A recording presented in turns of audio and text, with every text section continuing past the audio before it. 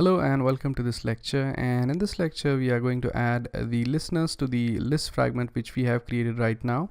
So you could simply go ahead and go to the food list fragment right over here, and what we need to do now is that we need to take care that when some item in the list fragment is clicked, it should make changes to the detailed fragment. Hence it's important that the two fragments should be able to communicate with each other. That is basically, we mean that two objects should be able to communicate with each other. So we basically want the list fragment to be able to communicate with the detailed fragment.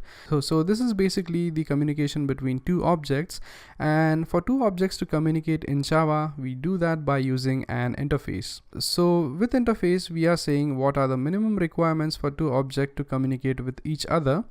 So what we will do is that we will go ahead and create an interface in the menu list fragment. So what we will do here is that we will go right over here and we'll create an interface by typing static interface, and let's name this interface as food list listener. And once we have this interface, the next thing which we do is that we pass in the method which is item clicked. So we will type void item clicked, and to this we are going to pass in the ID. So this basically gives you the ID of the item which is being clicked, and then we will type in private food listener. So that is going to be food list listener, and let's name this listener as listener. Okay, so once we have this listener set up, the next thing which we need to do is that we need to create an onAttach method over here so that we could basically attach the listener. So we will type in onAttach, and to this what we are going to do is that we are going to pass in activity instead of context now. So when we add activity, it's going to say that activity is deprecated, but it's still going to work fine.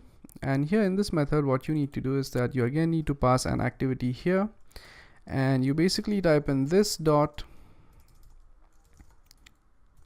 listener equals and typecast it to food list listener and pass an activity over here.